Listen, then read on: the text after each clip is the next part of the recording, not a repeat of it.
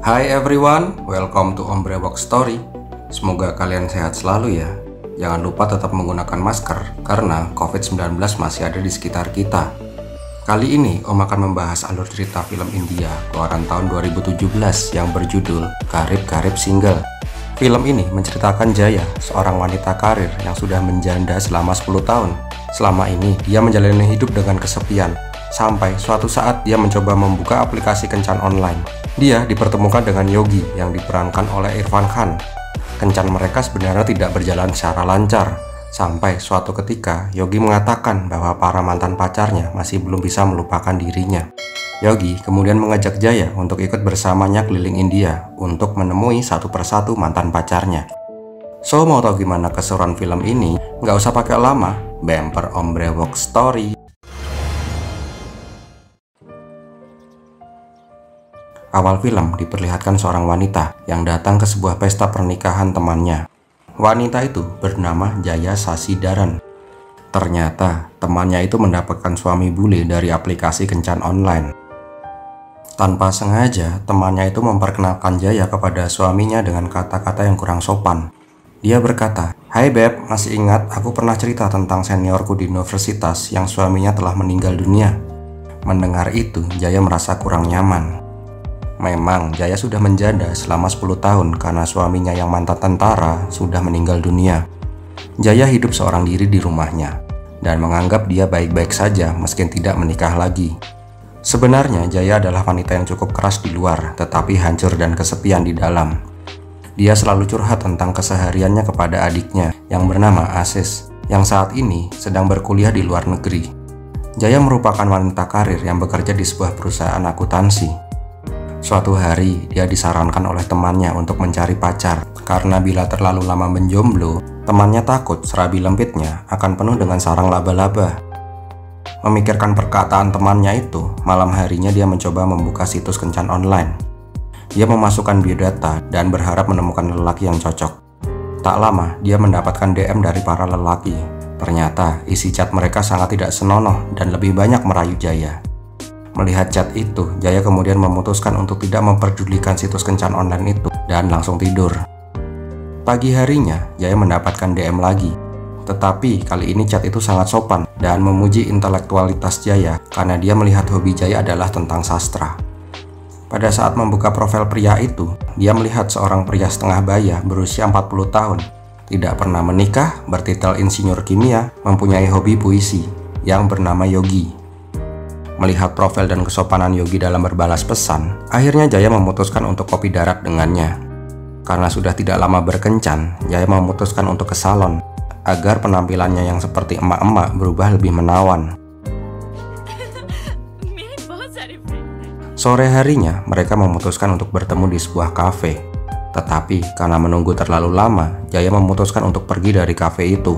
Pada saat keluar dari kafe, dia berpapasan dengan seorang pria eksentrik. Ternyata pria itu adalah Yogi. Dia terlihat jauh sekali dari kesan smart seperti di profilnya. Di dalam, terlihat Yogi merupakan pria yang konyol. Dia sering melontarkan candaan om-om yang garing yang membuat Jaya menjadi awkward.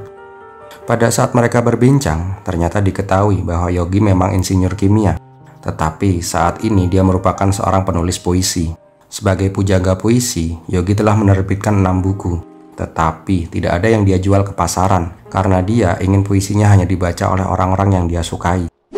Esentrik banget nih om-om. Jaya mengatakan bahwa dia tertarik bertemu dengan Yogi karena dialah satu-satunya orang yang sopan ketika mengirim chat.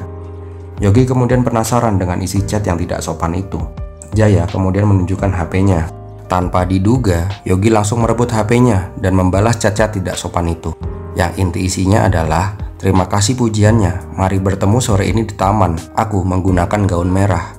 Awalnya Jaya merasa kesal karena Yogi membalas chat itu, seolah-olah dia adalah wanita murahan. Tetapi Yogi mengatakan, "Kau tidak perlu datang ke taman. Ini untuk memberikan pelajaran mereka, biar mereka datang ke taman dan mereka akan mencari wanita menggunakan gaun merah sampai keder." Lalu tanpa bertanya, Yogi mengajak Jaya untuk makan malam dan akan mengantarkan pulang setelahnya. Jaya sebenarnya ingin menolak karena melihat kesan pertama Yogi yang sangat konyol. Jaya kemudian mengatakan bahwa dia membawa mobil sendiri. Tetapi Yogi terus memaksa, bahkan dia meminta Jaya mengikuti mobilnya untuk makan malam.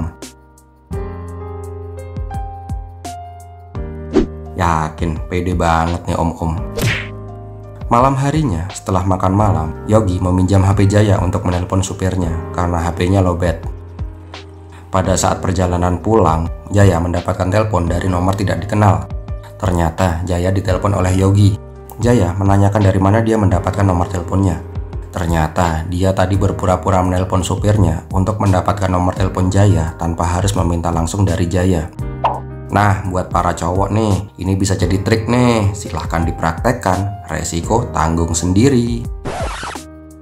Keesokannya, Yogi masih saja mengajak Jaya untuk bertemu.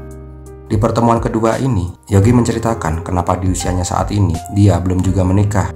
Dia berkata mungkin para mantan pacarnya masih belum bisa melupakannya, sehingga dia menjadi seret jodoh.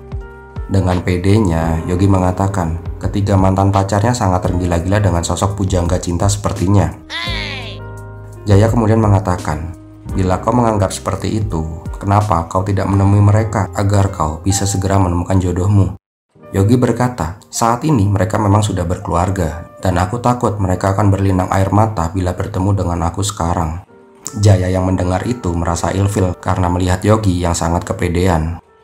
Tanpa angin tanpa hujan, Yogi kemudian mengajak Jaya untuk menemui para mantan pacarnya agar dia bisa segera mendapatkan jodoh.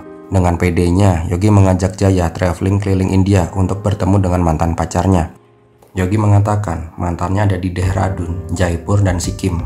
Dia juga berkata akan menanggung semua pengeluaran pada saat mereka bertraveling. Jaya jelas saja menolak karena dia tidak ingin pergi dengan pria asing yang sok yes seperti Yogi. Keesokan harinya, Jaya terlihat mengasuh anak-anak dari temannya. Ternyata selama ini Jaya sering dimanfaatkan temannya untuk menjadi babysitter anak-anak mereka. Tak lama, Jaya mendapat WA dari Yogi. Yogi mengatakan bahwa wajah Jaya terlihat seperti kartun ketika marah kemarin. Membaca itu, Jaya yang sebelumnya bete kepada Yogi menjadi tersenyum dengan tingkah laku om-om jomblo itu. Akhirnya Jaya membalas chat Yogi. Dia berkata, aku bisa berpura-pura menjadi sepupumu ketika bertemu dengan mantanmu. Jaya akhirnya memutuskan pergi dengan Yogi untuk bertraveling bersama. Beberapa hari kemudian, akhirnya mereka bertemu di bandara. Yogi memesan penerbangan bisnis kelas untuk perjalanan mereka. Tak lama, pada saat akan masuk ke gate, terlihat Yogi sedang berdebat dengan petugas bandara karena Yogi membawa gantungan kunci yang menyerupai pisau. Yogi tidak mau meninggalkan gantungan kunci itu, karena itu merupakan hadiah dari mantannya yang nomor 2. Akhirnya dia menyuruh Jaya untuk masuk dulu ke pesawat, dan dia akan memasukkan gantungan kunci itu ke tas kopernya di kargo. Tak lama sebelum take off, Yogi menelpon Jaya. Dia mengatakan bahwa dia akan menyusul dan bertemu di Dehradun. Jaya yang curiga mencoba turun dari pesawat, tetapi dilarang oleh pramugari karena pesawatnya akan segera take off. Dia juga mencoba memeriksa tasnya. Berjaga-jaga, Yogi memasukkan narkoba ke dalam tasnya. Pada saat sampai di bandara Dehradun, Jaya mencoba membeli tiket pesawat untuk kembali ke Mumbai. Tetapi semua flight ke Mumbai sudah sold out. Mau tidak mau, akhirnya Jaya harus menunggu kedatangan Yogi. Akhirnya pada saat Yogi sampai, mereka langsung pergi menuju hotel yang telah dipesan oleh Jaya sebelumnya.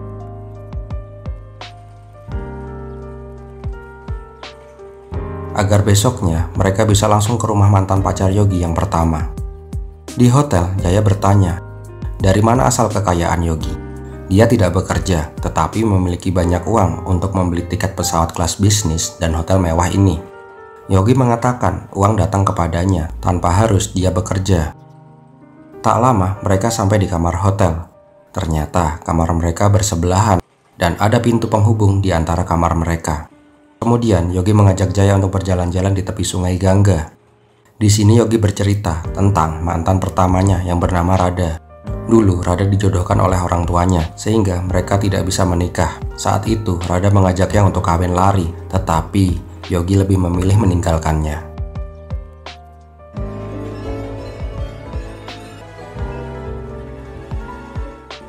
Malam harinya Yogi menelpon Jaya. Dia mengatakan, apakah Jaya tidak takut hantu karena tadi mereka melihat orang dikremasi di tepi sungai Gangga.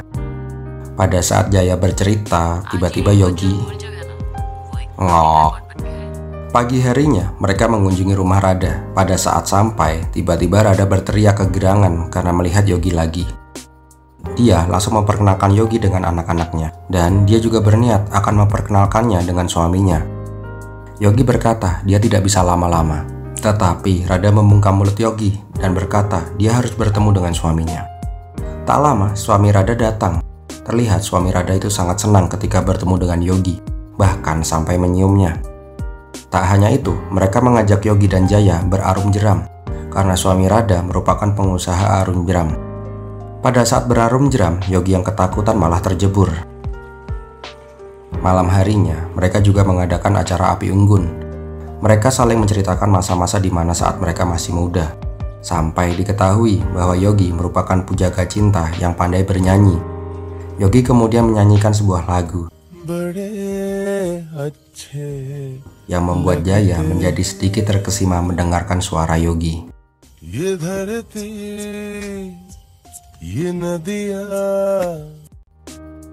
Malam harinya di kamar hotel, mereka kembali berteleponan untuk berbincang.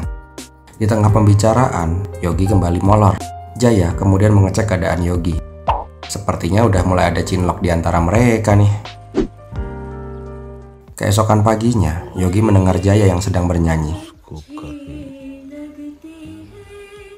Mendengar itu, Yogi mengatakan suara Jaya sangat merdu. Sampai ketika dia bersandar di pintu penghubung kamar mereka, Yogi yang tidak tahu bila pintu itu tidak terkunci, masuk ke dalam kamar Jaya. Ternyata Jaya sedang tidak berpakaian. Jaya sangat marah karena tiba-tiba Yogi masuk ke kamarnya. Kejadian kocak terjadi ketika mereka sama-sama saling canggung. Tak lama mereka terlihat di pesawat. Jaya terlihat sangat kesal karena kejadian tadi pagi. Yogi menawarkan botol air minumnya. Dia tidak ingin bertukar minum dari botol orang asing. Untuk mencairkan suasana, Yogi meminta maaf dan dia berkata, "Aku tidak tahu bila pintu itu tidak terkunci, karena sebelumnya pintu itu terkunci. Mungkin hantu yang membuka pintu itu. Entahlah." Mendengar itu, Jaya yang awalnya marah akhirnya tersenyum mendengar kekonyolan Yogi. Sesampainya di Delhi, untuk meminta maaf, Yogi mengajak Jaya ke sebuah kereta api mewah yang menuju Jaipur. Jaya merasa terkesan karena Yogi sudah mempersiapkan kejutan untuknya. Tak lama, Yogi memesan makanan di kafetaria. Dia memesan pakora, cemilan kesukaan Jaya. Tetapi kafetaria itu tidak menyediakan menu pakora. Melihat di luar ada yang menjual pakora, Yogi keluar dan memesan beberapa pakora.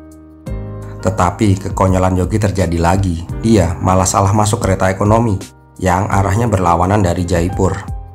Jaya yang mengetahui Yogi salah kereta menyuruhnya untuk melompat. Tetapi karena keretanya sudah berjalan cepat, Yogi tidak berani untuk melompat. Dan sekali lagi Jaya harus bete karena ditinggal oleh Yogi. Tak lama Jaya menyadari bahwa laptopnya dibawa oleh Yogi. Dia langsung menelpon Yogi tentang laptopnya. Bukannya panik, terlihat Yogi malah santai bermain kartu dengan para penumpang kereta ekonomi. Kocak bener nih om-om. Jaya menyuruh Yogi untuk turun di stasiun terdekat dan menyuruh dia membuka laptopnya untuk memesan tiket kembali ke Jaipur. Tetapi pada saat membuka laptopnya, kebetulan Asis melakukan video call. Asis yang melihat orang asing di layar laptop kakaknya berteriak pencuri. Tak lama, Asis menelpon kakaknya dan mengatakan bahwa laptopnya dicuri dan mengirimkan foto pencurinya. Yogi kemudian menelpon berkali-kali ke Jaya, tetapi tidak dihiraukan. Dia malah memberikan teleponnya kepada pelayan untuk bilang bahwa dia sudah melompat dari kereta.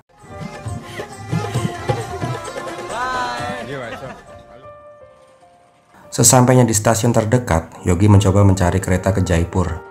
Tetapi keberangkatan kereta paling cepat adanya besok pagi. Yogi kemudian menggunakan taksi untuk ke Jaipur. Yogi meminta sopir untuk ngebut dan jangan berhenti karena dia sedang buru-buru. Tetapi di tengah jalan, kekonyolan Yogi kembali kambuh. Dia malah memberikan tumpangan kepada setiap orang yang searah dengannya sampai taksinya penuh. Tak hanya itu, pada saat di jalan, dia melihat ada parade. Dia malah ikut joget-joget di jalan.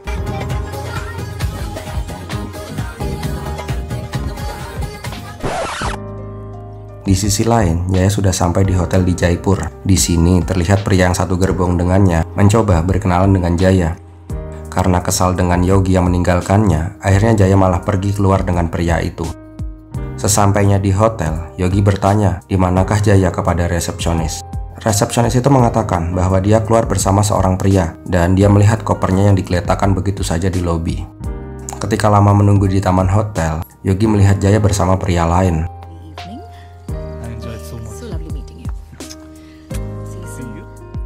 Awalnya, Jaya memutuskan untuk kembali ke Mumbai dan menyudahi traveling mereka karena sikap Yogi yang sangat konyol. Tetapi kemudian Jaya bersedia menemani Yogi menemui mantannya yang kedua yang bernama Anjali. Di tengah jalan, Jaya memutuskan untuk membeli obat tidur. Karena selama ini ternyata Jaya sering mengkonsumsi obat tidur karena dia menderita insomnia. Di apotek ternyata tidak tersedia obat tidur yang biasa dikonsumsinya. Karena tidak memiliki pilihan lain, akhirnya Jaya mengambil obat tidur saran dari apoteker. Yogi kemudian menyusul. Mengetahui Jaya mengkonsumsi obat tidur, Yogi mengatakan tidak baik mengkonsumsi obat itu. Tetapi setiap kata yang keluar dari mulut Yogi, Jaya malah memakan satu butir obat, sehingga Yogi akhirnya terdiam. Ternyata obat yang dikonsumsi Jaya adalah obat penenang yang efeknya membuat dia berhalusinasi. Belum lagi dia tadi meminum 3 pil sekaligus. Dia bahkan hampir melompat dari taksi karena berhalusinasi.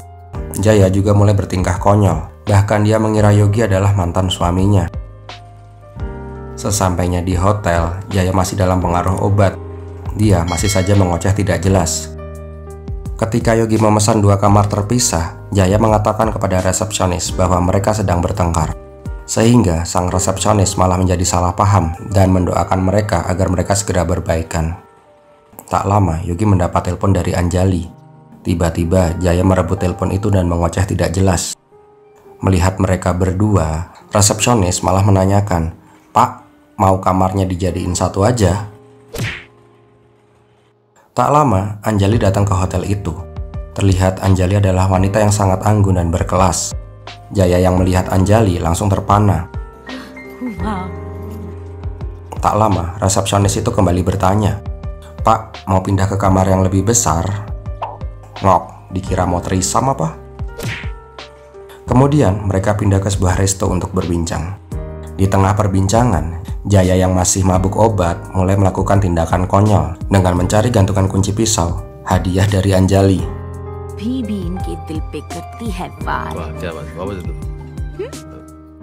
Tak lama, mereka mengantar Anjali pulang ke apartemennya. Melihat Yogi dan Anjali kembali dekat, Jaya malah turun dan tiba-tiba marah kepada Yogi tanpa alasan yang jelas. Jaya mengatakan, "Kenapa kau mengajakku, tetapi kau malah merayu mantanmu lagi?" Tiba-tiba, Jaya membawa pot dan hendak menyerang Yogi. Seketika itu, Jaya jatuh tepat di atas Yogi. Keesokan paginya, Jaya terbangun dengan bingung. Sudah ada Yogi di sampingnya, tidur di sofa. Jaya menanyakan kenapa Yogi ada di kamarnya, karena dia tidak tahu apa yang semalam dia perbuat. Yogi mengatakan semalam mereka tidur di taman sambil melihat bulan. Dan saat ini dia masih bisa melihat bulan di depannya. Nah, pas lagi enak-enaknya saling tatap-tatapan, malah Yogi mendapatkan telepon dari Anjali. Mengetahui itu, Jaya langsung keluar dengan rasa kesal. Tak lama, mereka meninggalkan hotel. Rute mereka selanjutnya adalah Sikkim, kota yang berbatasan dengan Bhutan, untuk menemui mantan Yogi nomor 3. Tetapi di perjalanan menuju bandara, Jaya mengatakan bahwa sebenarnya alasan dia ikut dengan Yogi adalah karena salah satu tujuannya adalah Sikkim. Jaya mengatakan bahwa di Sikkim dia memiliki mantan pacar dan dia berencana menemuinya di sana. Jaya mengatakan bahwa mantan pacarnya yang bernama Sitkong merupakan pengusaha sukses di sana. Mendengar itu, raut wajah Yogi menjadi berubah.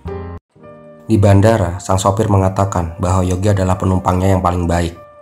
Dia mengatakan, "Sebagai supir, aku selalu melihat ke depan, tetapi kadang aku melihat spion untuk melihat ke belakang. Akan tetapi, tujuan kita akan selalu ke depan bukan ke belakang."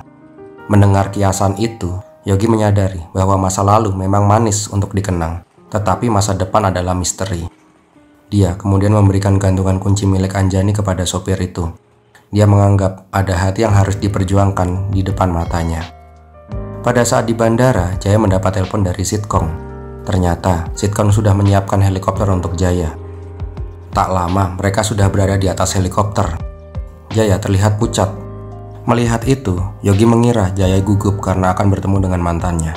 Dia mencoba menenangkan dan mengatakan semua akan baik-baik saja. Tiba-tiba, ternyata Jaya mabuk udara. Ngok. Sesampainya di Sikkim, Jaya terlihat mengenakan sari untuk bertemu dengan Sitkom. Dia menunggu di sebuah resto dan membawakan buket bunga. Tak lama Yogi datang. Yogi mengatakan bahwa dia akan menemui mantan nomor 3 yang bernama Gauri. Jaya yang mau menemui Sitkom mengatakan agar Yogi pergi sendiri kali ini. Yogi kemudian mengatakan bahwa setelah bertemu dengan Gauri, dia akan segera kembali ke Mumbai. Dia sudah menyiapkan tiket pesawat yang berbeda untuk Jaya, karena tahu Jaya akan lama di Sikkim karena akan menghabiskan waktu bersama mantan pacarnya. Mendengar itu, Jaya menjadi marah. Jaya kemudian mengatakan, "Selama ini aku selalu menemanimu menemui mantan-mantanmu. Tetapi ketika giliranku menemui mantan pacarku, kau malah ingin pergi begitu saja meninggalkanku." Jaya juga berkata, "Kamu sadar nggak sih? Selama ini selalu tentang dirimu. Itulah mengapa kau masih sendiri sampai saat ini. Karena tidak ada ruang di hidupmu untuk orang lain bisa singgah." Mendengar itu, Yogi hanya bisa terdiam dan hanya mengatakan, "Setidaknya sekarang kau sudah memiliki ruang untuk orang lain di hidupmu, Jaya." Dan langsung pergi meninggalkan Jaya sendiri.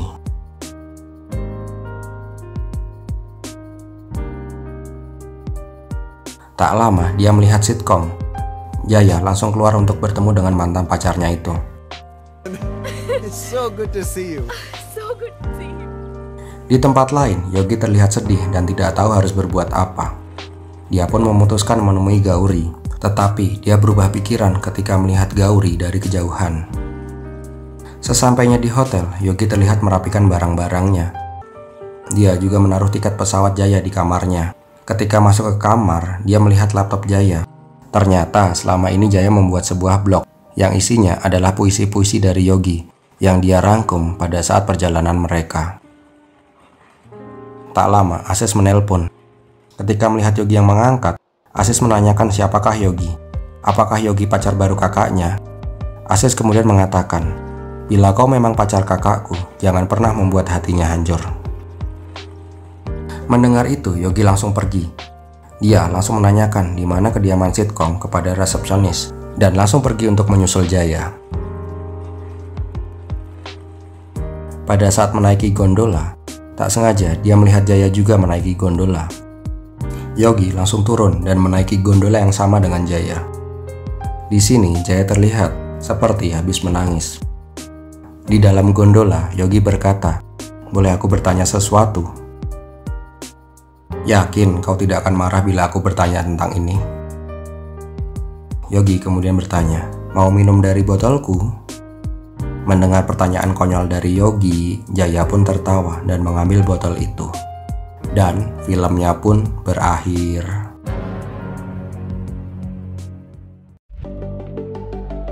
Gimana sob filmnya? Nah, yang tanya endingnya kok gantung ya? Kok endingnya kentang ya? Seperti video sebelumnya, Om pernah bilang, fix kalian salah film. Ya gini ini film dari Irfan Khan, rata-rata endingnya gantung. Penonton disuruh ngambil kesimpulan sendiri untuk ending yang terbaik menurut mereka. So, bagi kalian yang tanya di kolom komentar, kok endingnya gantung? Om cuman ngerekap, bukan sutradaranya. So, bagi kalian suka dengan video ini, silahkan untuk like, komen, dan share. Bagi kalian yang belum subscribe, untuk subscribe dan klik lonceng notifikasi agar kalian gak ketinggalan video-video terbaru dari channelnya Om Brewok Story. Terima kasih juga untuk Brewokers yang tidak men-skip iklan dari video ini, karena itu bisa membantu kelangsungan dari channel ini. Terima kasih sudah menonton, Om Brewoks pamit, Pir Milatihin.